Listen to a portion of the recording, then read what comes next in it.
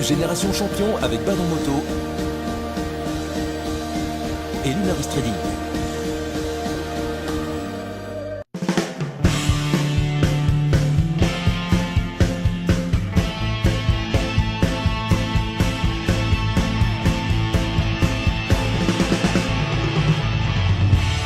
Bonjour à tous, bienvenue, merci d'être avec nous dans Génération Champion. Génération Champion, eh bien, comme vous le savez, c'est une émission où l'on a le plaisir d'avoir un champion actuel ou ancien. Aujourd'hui, eh bien, nous aurons le plaisir d'avoir un champion encore en activité avec à ses côtés un jeune talent prometteur ou pourquoi pas une jeune fille aussi. Avec eux, eh bien, deux invités aujourd'hui, deux invités pour parler de moto. On va parler de moto de vitesse, de moto de circuit, de moto Grand Prix, en tout cas avec notre invité principal.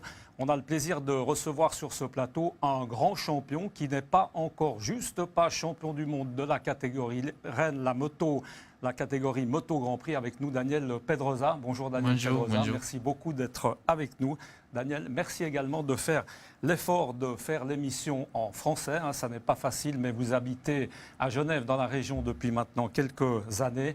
On va préciser peut-être, Daniel Pedrosa, on l'a dit, vous êtes quatrième cette saison, fin 2015, en Moto Grand Prix, derrière deux compatriotes et puis l'inexorable, l'inévitable, on a envie de dire, Valentino Rossi, dit le docteur. Alors on va peut-être profiter de rappeler que vous êtes 15 saisons en championnat du monde. Vous avez été 3 fois champion du monde en 125 cm3, 2 fois en 250. 10 saisons en moto Grand Prix et puis vous avez également été 3 fois vice-champion du monde en moto Grand Prix, donc deuxième à quelques centimètres du titre de champion du monde. C'était en 2007, 2010 et 2012. Je suis obligé de dire mes feuilles parce que vous avez un palmarès comme ça, donc impossible de l'apprendre par cœur. Et puis là, j'en ai évidemment raté à peu près la moitié. Alors si on revient sur la saison 2015, on aura l'occasion de s'y attarder tout à l'heure. Vous avez raté quelques Grands Prix dû à une blessure. Vous terminez malgré tout, on l'a dit, quatrième. Vous avez gagné 2 Grands Prix cette année. C'était en Asie, l'Asie qui vous porte chance avec le Japon et la Malaisie. C'était au mois d'octobre. Alors évidemment qu'on reviendra sur ce palmarès absolument exceptionnel. À vos côtés, c'est le but de l'émission de recevoir un jeune garçon qui, lui, eh bien, commence. On espère qu'il aura évidemment autant de succès que Daniel Pedrosa, Alexandre Segel. On vous connaît encore un tout petit peu moins. Vous êtes genevois, vous avez 18 ans. Vous avez eu 18 ans cette année. Des débuts en 2009 en championnat de Suisse, des petites motos, des pocket bikes. Vous avez fait vos classes donc, dans cette catégorie. Et puis aujourd'hui, eh bien, vous êtes un pilote à part entière chez CEV Repsol, engagé dans le championnat espagnol. Ça tombe bien et on n'a pas fait exprès. Vous avez disputé quelques courses en Espagne chez notre ami Daniel Pedrosa. Vous aussi, vous avez été arrêté un petit peu prématurément dû à un accident. On repartira de ce fameux syndrome des loges qui frappe à peu près tous les pilotes de la planète, même plusieurs fois pour certains. Donc ça, c'est un petit bout de votre palmarès. Et puis à côté de vous, eh bien, on a presque envie de dire qu'on ne le présente plus. C'est notre ami Bernard Jonzier. Bernard Jonzier qui a officié durant plus de 30 ans chez nos amis et néanmoins concurrents, la RTS, dit la TSR de l'époque, 33 ans comme commentateur de pilotes. Donc des pilotes, bien évidemment, vous en avez vu autant en voilà. Et puis en face de vous, un pilote, évidemment, pardon, Serge, un ancien pilote, on est obligé de dire ça comme ça, je sais que le temps passe vite et que ça fait un peu drôle. Serge David, aujourd'hui 54 ans, ancien pilote de motocross, on s'en rappelle bien. Serge, de vos prouesses à Palexpo, c'était à l'occasion du Supercross. Et puis ensuite, eh bien, vous avez bifurqué pour partir justement dans la moto. La moto, c'était à l'époque les 500 cm3, c'était le Continental Circus. Vous avez fait 2 saisons, à peu près une trentaine de Grands Prix dans la même catégorie. Allez, j'ai envie de dire en étant un peu méchant, pas forcément au même niveau, mais on y viendra plus tard. Vous avez fait 2 saisons pleines, pas beaucoup de Genevois, du reste l'ont fait. On va peut-être commencer, après ces présentations, de parler, Daniel Pedrosa, cette saison 2015, c'est une saison pour vous qui a été importante dans le reste de votre palmarès. Ça a été une saison un peu particulière avec justement pas tous les Grands Prix disputés. Oui, c'est une saison très difficile parce que j'ai débuté pas bien avec de gros problèmes physiques et j'ai dû arrêter pour faire une grosse opération et une grande récupération. Et je suis perdu 4 Grands Prix. Mais un peu après... Ça met la pression, ça. Après, vous avez grosse pression. Il faut rattraper le retard. Grosse pression parce que c'est le début de la saison, c'est les expectatives. Et d'une coupe, tu tailles toutes les expectatives. Et alors, c'est une grosse pression. Alexandre, vous aussi, hein, vous n'avez pas pu terminer la saison. Parlez-nous un petit peu de votre saison, de ce que vous attendiez de cette saison. Alors, je l'ai dit en préambule, en introduction, vous courez les courses en Espagne. Parlez-nous un petit peu de ce championnat qu'on connaît évidemment beaucoup moins que les autres.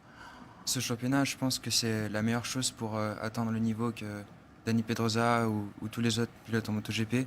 C'est un peu en fait l'antichambre. Et donc c'est un championnat qui est très disputé. Il y a beaucoup de pilotes qui ont été déjà en mondial et qui sont revenus à ce niveau par manque de budget ou de résultats. Comment est-ce que justement on arrive dans ces catégories? Qui court dans ces catégories? Vous êtes jeune, hein, 18 ans. Est-ce qu'il y a... Là, on ne parle plus de juniors, tout le monde est dans cette catégorie. Racontez-nous. Alors il y a un peu de tout. Il y a des jeunes comme moi. Il y en a qui sont bien plus âgés aussi, avec beaucoup d'expérience. Pour arriver dans ce championnat, il faut débuter avec la pocket bike, comme quasiment tous les pilotes, avec ces toutes petites motos. Et donc en arrivant dans ce championnat, il faut se faire recruter, il faut avoir des gens qui nous suivent, qui nous aident. Moi j'ai eu la chance de rencontrer Christian Perita qui manage le Sud Junior Team et j'ai pu donc faire partie de ce team. Quand on a Daniel Pedrosa comme ça en face de soi, qu'on est jeune, qu'on a 18 ans, ça veut dire quoi? C'est énorme, c'est un peu Noël comme ça au mois de novembre, Alexandre? Ouais, c'est un peu ça, ouais. On a des posters dans sa chambre de Dani. Attention, si vous dites que vous avez Valentino Rossi, ça va mal commencer l'émission. On n'a pas préparé, mais vous avez intérêt à dire que vous l'avez plutôt lui dans la chambre qu'un autre. En fait, c'est un peu ça? J'ai les deux. Vous avez les deux. Qu'est-ce que ça représente d'avoir quelqu'un qui a ce parcours pour un jeune? Ça motive. Moi, depuis tout petit, c'est mon rêve d'atteindre la MotoGP comme tous les pilotes qui font de la compétition. Et d'avoir Dani Pedrosa en face, c'est intimidant quand même. Dani Pedrosa, vous, quand vous aviez 18 ans, vous vous rappelez, c'était qui votre idole? Vous étiez intimidé par rapport à qui? Toujours, votre exemple, c'était qui? Pour moi, de très petit, tout le temps, c'est l'équipe Repsol. Et c'est Mick Doohan que j'ai tout le temps regarde. Mais un petit peu après, Valentino, quand j'ai arrivé à 125, et il était déjà au MotoGP, alors tout le temps regarde les top. Tout en haut. Quand on s'appelle Daniel Pedrosa, comme ça on se sera fait, j'ai envie de dire, on ne va pas être là pour parler forcément de Valentino Rossi, mais comment est-ce qu'on voit Valentino Rossi quand on s'appelle Daniel Pedrosa? Parce que pour nous, hein, c'est un monument, c'est un monstre, on l'appelle le docteur du reste. C'est un docteur pour vous? En tout cas pour nous, c'est un extraterrestre et un docteur. Pour vous aussi? Pour moi, c'est un super pilote qui a fait de grandes choses pour le sport. Il a beaucoup de fans et ça c'est bien aussi pour nous. Mais on a un super respect, très gros respect, mais en même temps, on peut respecter tout le temps. on a fait très belles courses ensemble, mais en même temps, on peut... C'est chacun pour soi, c'est le sport individuel, on est là pour gagner. Bernard Jonzier, vous qui êtes un habitué, que représente Daniel Pedrosa comme pilote, hein, parce que vous en avez vu des tas. C'est un exemple à suivre parce qu'il a passé d'une catégorie à l'autre. Chaque fois, il a gagné, il était champion du monde. Puis moi, ce que je retiens de cette fin de saison, c'est contrairement à d'autres pilotes espagnols, il a joué sa propre carte, il n'a pas magouillé, il n'a pas faussé des courses. Lors du dernier Grand Prix, il double Marquez. S'il avait pu doubler Rossi et Lorenzo aussi, il l'aurait fait. Donc il a joué sa propre course. Il était handicapé en début de saison. À une époque, on disait Dani, on ne sait pas s'il reviendra, parce que c'était la 3e fois, je crois, qu'il se faisait opérer du syndrome des loges. Donc dans sa tête, on sait que la moto, c'est un sport où la tête est très importante. Il a dû se poser beaucoup de questions. Et Dani, je ne sais pas, je ne t'ai jamais posé la question, mais quand tu t'es opéré pour la 3e fois, est-ce que tu savais que tu reviendrais? Tu espérais, mais tu as eu des doutes certainement. C'était difficile après 2 Grands Prix de dire stop, j'arrête et je dois me faire opérer. Oui, c'est très difficile pour moi de savoir parce que j'ai fait des checks avec des différents docteurs et les réponses des docteurs, ce n'est pas une réponse claire, c'est toujours gris. Peut-être. Et peut-être partout. Et alors, je ne savais pas, mais à la fin, je l'ai fait. Serge, Bravo, parce qu'il est revenu plus fort qu'avant, je Serge pense. David, on ne va pas forcément faire une émission médicale, il y en a une autre sur cette chaîne, mais puisqu'on est un petit peu dans le médical, vous comme pilote de motocross, comme pilote de vitesse, le syndrome des loges, ça vous parle? Vous avez pu y échapper ou quelque chose que vous connaissez? Quand Vous j'ai compatissez, vu que Daniel avait ce problème-là, je me suis dit ouais, c'est un peu compliqué. C'est compliqué. C'est vrai que c'est une douleur qui est un peu qui est pénible parce qu'elle apparaît très rapidement et on a de la peine, même en travaillant, en faisant de la physio, plein d'éléments, on a de la peine à l'enlever en fait. Donc l'opération moi, ça a réussi du premier coup, donc, et en cross, c'est encore plus important parce qu'on souffre encore plus des bras, en fait. Serge David, rapidement, un retour en arrière. Qu'est-ce qui a fait que vous avez bifurqué, ce qui n'est pas le cas de Daniel? Je ne crois pas que vous avez fait du motocross. Vous êtes essayé un petit peu au motocross? Seulement pour l'entraînement. Seulement un petit peu pour l'entraînement. Oui, pour Serge, qu'est-ce qui a fait qu'à un moment donné, vous vous êtes dit, bon, c'est bon, maintenant, le motocross, le supercross, j'ai un peu fait le tour, allez hop, on va passer à la vitesse. Ça a été quoi? C'était, je dirais, Adrien Bossart qui m'a fait un peu le déclic. Ça faisait un petit moment que j'avais envie, mais l'étape du motocross à tout de suite aller au mondial 500, c'était assez important, la marche à franchir. Quand j'ai pu réunir, on a eu la chance de pouvoir obtenir des motos assez performantes qui étaient les V4 à l'époque pour pouvoir démarrer. Donc ça, c'était une opportunité de Yamaha qui était importante. Et puis ça m'a permis de démarrer, quoi. Donc c'est vrai que c'est Dohan, Schwanz, Mamola, enfin voilà, quoi, j'ai pu courir avec ces gens-là. C'était le premier Grand Prix, c'était assez impressionnant d'être avec eux, quoi. Et puis les 30 Grands Prix, est-ce qu'il y avait des fois où vous auriez eu des chances? Non, vous ne battiez pas, enfin vous étiez un peu quoi, au milieu de peloton, enfin, comment ça... Est-ce que quand on s'appelle Serge David, pardon, mais avec tout le respect, est-ce qu'on est quand même là pour gagner, on y croit, on se dit tiens, on va pouvoir, ou on est là pour participer, comme on dit? Nous, on était déjà quand même pas mal de pilotes, c'était à peu près 40, je crois, les plateaux, 36 sur les grilles, quoi. C'était pas mal. Donc l'objectif d'un pilote comme moi était d'être dans les meilleurs privés, ce que j'essayais de faire. Après, par rapport au budget et au niveau, c'est toujours, la Suisse, c'est toujours assez compliqué d'avoir les budgets pour pouvoir être devant. Mais j'ai pu marquer des points. Enfin, voilà. La première année, c'était les 10 premiers. C'était quand Justement, même... c'est ce que j'allais dire. Serge, il est très modeste. Il a marqué des points plusieurs fois en championnat du monde. Et ce n'était que les 10 premiers. Il y avait 6, 7, 8 machines d'usine. Donc, marquer un point pour un pilote privé... À l'époque, vous commentiez déjà, vous étiez déjà derrière le micro. C'était presque une victoire, bien sûr. Mais vous étiez aussi excité, affolé que quand il y avait Tom Tom, ou c'était un petit peu différent? On s'en rappelle plus tellement. Parce que quand un pilote qu'on aime, qu'on connaît bien, on connaît son parcours, on sait les sacrifices qu'il a fait. Mais lui, quand il marquait un point, c'était presque quand Tom Tom remportait une victoire, c'est vrai. Daniel Pedrosa, on peut s'étonner lorsqu'on vous voit, très honnêtement, je vous découvre, un petit peu comme peut-être tous les téléspectateurs, vous faites 1m58, 52 kilos, on a envie de dire, c'est pas grand-chose. Comment est-ce qu'on peut gérer une moto comme celle-ci qui pèse 170 kilos? Racontez-nous, c'est quoi là? C'est la technique, il n'y a pas un rapport de force qui est... C'est vrai que tu as besoin de la force, bien sûr, mais un peu après, la technique, c'est très important. Et alors, j'utilise beaucoup plus la technique que la force, mais quel temps, peut-être un circuit, c'est pour moi un peu plus difficile parce que je suis pas grand pour faire tous les mouvements dans le circuit, mais j'ai fait tout ce que je peux faire pas trop mal. Je vous rassure, vous vous débrouillez plutôt bien. Je vous mets à l'aise, c'est plutôt assez bien. Alexandre, vous êtes un tout petit peu plus grand, 1m84. Est-ce que, allez, j'ai envie de dire, est-ce que c'est un handicap? On se sent bien, c'est la bonne taille pour la moto? Cette année, ça a été mieux que les autres années parce que j'avais une moto qui était déjà plus performante. Et en ligne droite, ça m'a moins posé de problème parce que c'est en fait... Je me suis battu toute ma vie contre ce problème-là où je me faisais prendre 30 km/h dans les lignes droites et je devais revenir dans le technique. Mais cette année, ça a été, on a pu adapter la moto, on l'a un peu agrandi. Je me sentais bien. Bon, les améliorations sont venues à la deuxième course, donc j'ai fait que 2 courses avec les améliorations. Mais ça a été vraiment bien. On a parlé tout à l'heure un petit peu de médical. C'est vrai que quand on voit un peu ces courses de moto, qu'on est néophyte, ce qui saute aux yeux, c'est quand même le côté un petit peu dangereux, évidemment, de la moto, le côté sécurité. Daniel Pedrosa, quand on est sur une moto comme ça, quand on est en course, ça demande une concentration extrême. C'est énorme. Physiquement, est-ce qu'on doit être prêt? On se prépare mentalement? Comment est-ce qu'on est sur ces motos? On a encore le temps de penser à d'autres choses où on est à 100% dans sa course? C'est important d'être 100% tout le temps, mais c'est pas facile d'être 100% pour 18 courses ou pour tous les entraînements. Alors, bien sûr que c'est très important pour la course d'être parfait.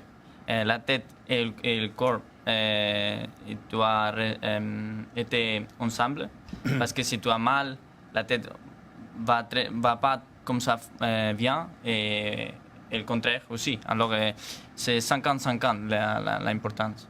Serge, David, vous en course, est-ce que ça demandait une préparation? Parce que c'est vrai que c'était une époque où peut-être que vous étiez un peu plus amateur, entre guillemets, même que. Comment est-ce que vous prépariez les courses? D'abord, on peut s'étonner parce qu'ici, on le sait, en Suisse, c'est le gros problème, on n'a pas de circuit.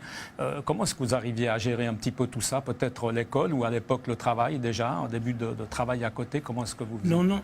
Moi, j'ai eu la chance d'avoir des partenaires qui m'ont suivi, qui m'ont aidé parce que j'étais quand même officiel en motocross. Donc ça m'a aidé pour pouvoir aller en vitesse après. Mais oui, on a toujours la chance de travailler avec des gens et je pouvais aller m'entraîner assez souvent à l'époque parce qu'on n'était pas limité. Donc j'étais dans un team qui se déplaçait assez souvent au Castellet. Donc ça m'a permis de pas mal faire. C'était le Castellet le plus près, finalement. Le plus près, c'est le Castellet pour moi. Donc ça m'a permis de faire pas mal de kilomètres. Comme j'avais aucune expérience, pour pouvoir arriver au moins au premier Grand Prix avec quelques kilomètres dans les pattes, comme on dit. Donc ça m'a permis d'être pas trop mauvais, en tout cas au début, pour être pas trop loin des meilleurs privés. Alexandre Seguel, vous aussi vous êtes encore en études, vous êtes à l'école, dans un lycée, dans un collège sur Nyon. Comment est-ce que là aussi on arrive à gérer un petit peu? Est-ce qu'il y a déjà pour l'instant un problème entre les études et la moto où on arrive encore à tout gérer?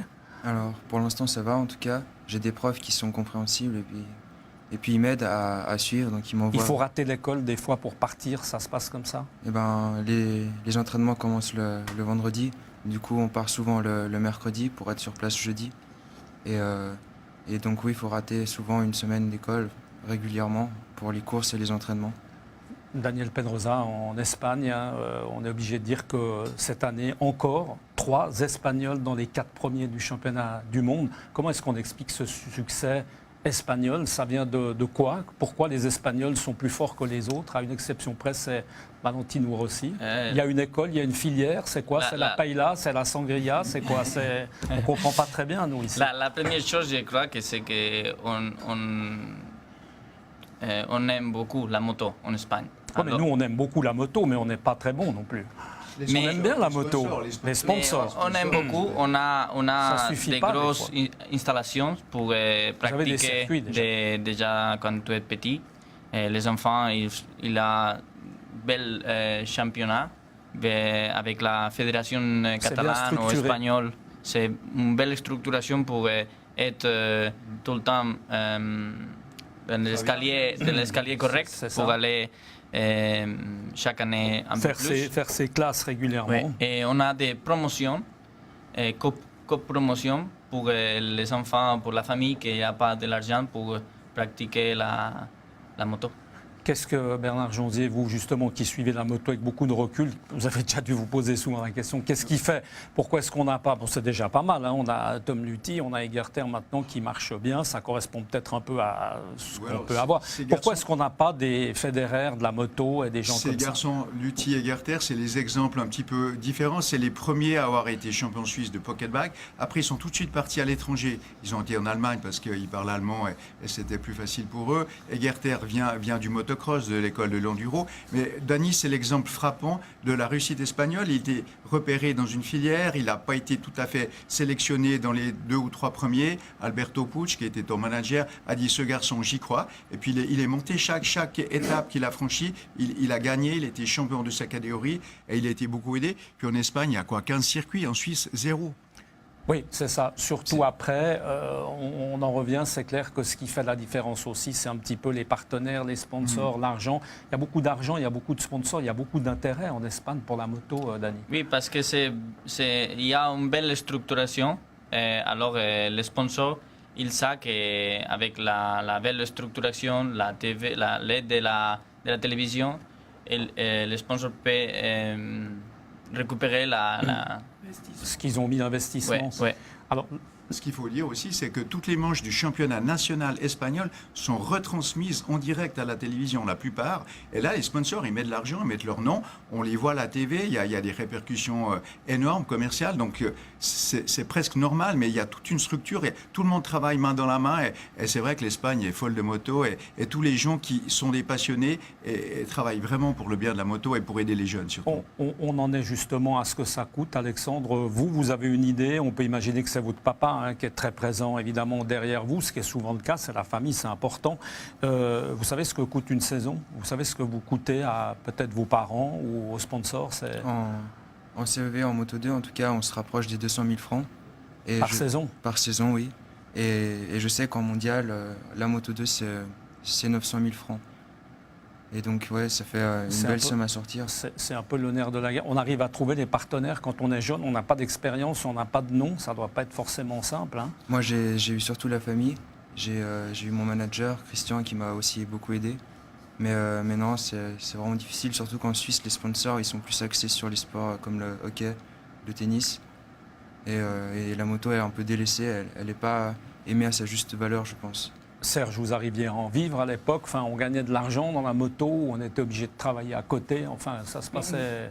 On pouvait vivre, mais sans gagner d'argent. À l'époque, faire une saison de Grand Prix, ça coûtait 1,5 million à peu près.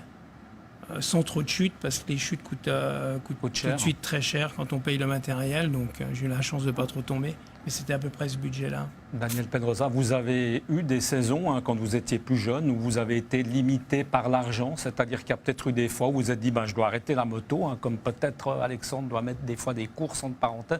Est-ce que vous avez eu ces problèmes-là ou jamais? Ça a été... Non, jamais. Non, jamais, parce que comme lui a dit, j'ai commencé dans la promotion. Et tout de suite, vous avez été pris en charge. Et c'est déjà programmé. Et si tu as une belle guidance à la moto, tu as la place. Alors, tu as la place pour avoir tous les bons matériels, la structure que tu as besoin pour être un jour la possibilité d'être champion.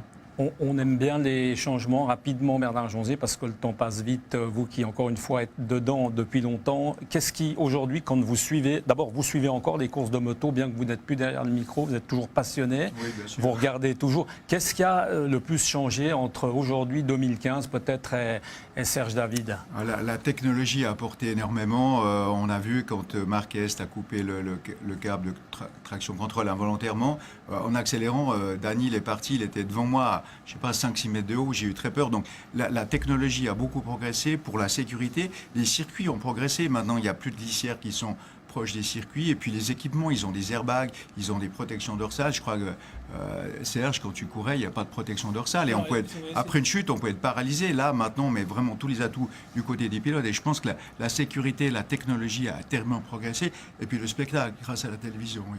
Serge, à votre époque, quand on était justement en piste, on se sentait sûr? Comment est-ce qu'on était? Dans quel état d'esprit on avait... Ouais, on est de toute façon tellement concentré à ce qu'on va faire. Donc on est sûr, si on n'est pas sûr, on ne part pas en fait. Donc c'est vrai que l'évolution des machines, les pneus, les freins en carbone, c'était le début des freins en carbone. Enfin, il y a eu plein de petits paramètres qui ont commencé. Après, il y a eu la télémétrie, donc c'était vraiment les débuts de tout ça. Maintenant, oui, quand je regarde les courses de moto, je vois que c'est complètement différent. Après, le risque, il est plus ou moins au même niveau. On allait aussi à 300 à l'heure, etc. Donc, c'est des machines plus légères. C'était 128 kilos, avec 180 chevaux. Donc, au rapport poids-puissance, c'était quand même assez impressionnant déjà à l'époque.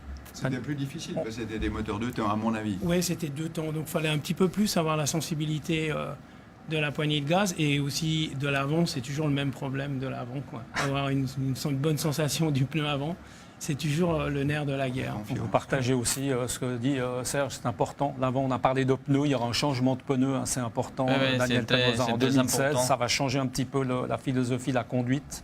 Bien, je crois que oui, c'est différent parce que c'est l'avant, c'est moins performance. Tu as besoin d'une vitesse de rentrer à un virage plus tranquille, mais après une vitesse plus forte pour l'exit du virage. Daniel Pedrosa, si vous aviez un conseil, un très bon conseil à donner à Alexandre qui commence sa carrière, qu'est-ce que vous avez envie de dire à Alexandre? Le plus important, comme jeune pilote. Le plus important à moi, c'est l'illusion. C'est que tu dois être content parce que tu as la chance de faire ça que tu aimes et que tu as la chance de garder le plaisir. Peut-être être professionnel et voyager pour tout le monde. Et ça c'est très important parce que quand tu es content, tu es plus vite toujours. Et toutes les choses que tu dois passer compliquées, tout le temps tu les passes meilleur quand tu es content que quand tu es plus négatif. Belle philosophie. Les projets de Dani Pedrosa, très rapidement, 2016, on va vous voir encore en moto, on espère bien en tout cas. Ouais, ça continue. Oui, j'espère de faire bien l'année prochaine. Un gros entraînement et on va voir si je peux faire un peu un meilleur. petit titre de champion du monde. Oui. Pourquoi pas? Il le mérite. Il est passé plusieurs fois tout cas, près et il est toujours très correct. Et plusieurs fois, tu as perdu le titre parce que tu as eu un problème mécanique.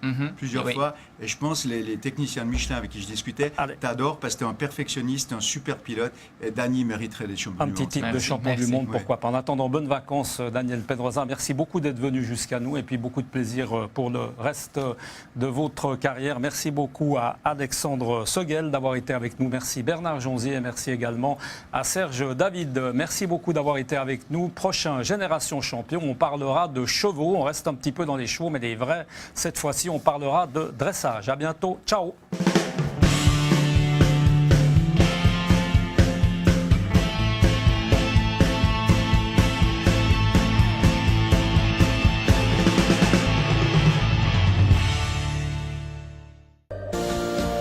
Génération Champion avec Badon Moto et Lunaris Trading.